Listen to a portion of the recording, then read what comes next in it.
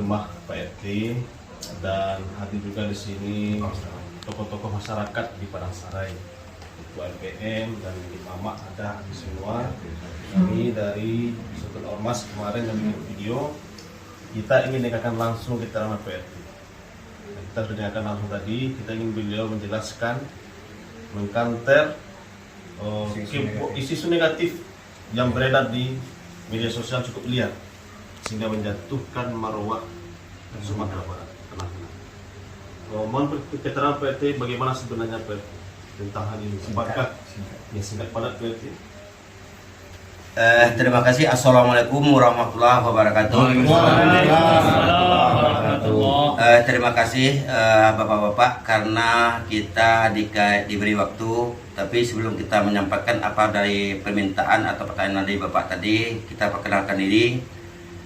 Nama kita Samsir, jabatan dalam kampung di sini selaku Ketua RT 002 RW 9. Tepatnya di Kelurahan Padang Sarai, dusunnya di Teratai Indah. Jadi apa yang disampaikan ditanyakan tadi oleh ketua kita tentang masalah kejadian pada hari Minggu 27 Juli ya, tahun 2025 tentang merobohkan salah satu tempat ibadah di media massa atau di medsos dan segala macamnya. Jadi saya selaku Ketua RT tegas menyampaikan pada hari ini kepada kita yang hadir pada hari ini semuanya, yang harus kita pahami tentang masalah cerita di medsos tersebut itu padahal sebenarnya tidak masuk akal. Kenapa tidak masuk akal? Yang harus kita pahami sendiri, pertama sekali tempat ibadah yang dia lakukan itu tidak mengantongi salah satunya izin operasi atau izin dan segala macamnya. Jadi rumah ibadah beliau padahal waktu mulai dibangun di situ tuh di sekitar bulan Desember tahun 2024, setelah digunakan itu pertamanya untuk rumah tinggal. Habis itu disalahgunakan untuk ibadah. Tapi karena umat Islam banyak diselingkar di rumah itu tuh merasa resah di situ tuh dapat lapor kita padahal dia melakukan sembahyang bagi umat Kristen di sana. Jadi karena kita selaku RT-nya kita panggil yang bersangkutan, nyata dia mengakui katanya itu pendidikan untuk anak. Itu yang kita sayangkan. Kita tanyakan izinnya, dia tidak memiliki izin. Setelah berjalan juga, waktu berjalan terus meresahkan masyarakat yang dilakukan oleh Bapak Daci itu, akhirnya timbul kecurigaan warga karena ada salah satu pemasang kilometer di rumah tersebut. Dalam kilometer itu tertulis rumah doa atau gereja. Baru timbul gejolak dari masyarakat memicu image yang tidak bagus. Padahal di situ tuh di media massa, di medsos dan segala macam sudah begini begitu, sudah sebar semuanya menjelekkan nama kami di Sumatera Barat. Padahal itu tuh bohong semuanya. Dia tidak mengantongi izin. Waktu saya tanya sama dia, tidak akan menjadikan gereja. Tapi dalam video yang dilakukan, yang dikerjakan situ tuh dia kata yang jemaah adalah itu gereja. Tapi dalam di rekening listriknya tetap namanya gereja, tapi tidak mengantongi izin sama sekali. Saya selaku RT karena dituding oleh warga saya, katanya warga saya itu mungkin sudah begini begitu dengan yang bersangkutan. Kami berharap, saya berharap, warga pun berharap tentang hal itu tuh tolong pemerintah sikapi dengan bijak. Masyarakat di Indonesia pun sendiri kalau mendengar berita-berita atau membaca-baca baik di TikTok dan segala macam itu, tolong pahami betul dulu. Jangan menyalahkan orang masyarakat atau pemuda masyarakat yang menemu rumah tersebut. Sebab rumah itu tidak memiliki izin atau rumah bedah itu tidak memiliki izin. Demikian kita sampaikan kepada kita semua. Kita sudah assalamualaikum warahmatullahi wabarakatuh. Assalamualaikum warahmatullahi wabarakatuh.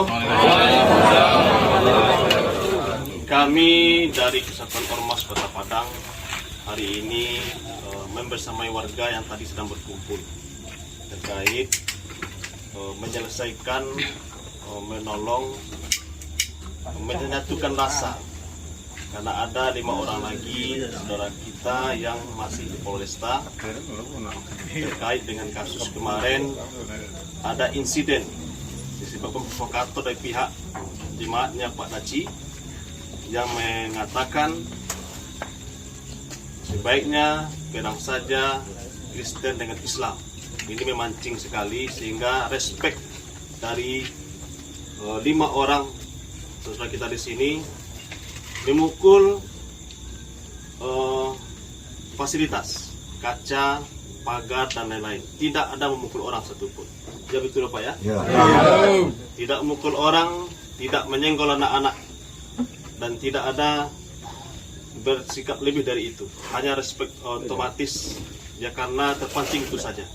Maka untuk itu hari ini kita ingin buktikan bahwa ternyata masyarakat Padang Sare sampai hari ini bersabar, menahan diri, tidak terprovokasi, dan tetap sabar di rumah. Ini ibu ya? Ya. Ini ibu kita, beliau, suami beliau punya tanggungan. Kerjanya apa ibu? Suaminya bu? Guru harian lepas. Guru harian lepas. Jadi ini penyebabnya karena provokator. Kami berharap kepada pemerintah, aparat penegak hukum, nanti juga dengan kami Bapak Babin dan Timmas. Kami mendukung kepolisian supaya selesaikan masalah ini dengan cepat dan mohon bebaskan saudara kami. Dan kalau memang ditegakkan hukum, tegakkan dengan adil, tangkap juga provokatornya, tangkap juga pendetanya. Karena kami tahu pendeta itu datang dari luar rumah jemaat dan tidak mengantongi izin dan meresahkan warga sekitar. Bukan hanya orang Islam, tetapi juga orang non-Islam di sana merasa resah dengan kegiatan mereka. Itu kenyataan di lapangan. Mohon kepada semua orang luar Sumatera Barat, jangan berkomentar sembarangan. Kami Minang bukan intoleran, tapi kami sangat toleran. Ranah Minang mengajarkan toleransi kepada Indonesia, bahkan dunia. Kita punya gereja di depan Masjid Nurul Iman, gerejanya orang Mentawai. Jika ramai mereka ada acara di gereja itu, parkirnya penuh, kita persilakan parkir di parkir Masjid Nurul Iman. Sampai hari ini tidak pernah melayang batu ke gereja.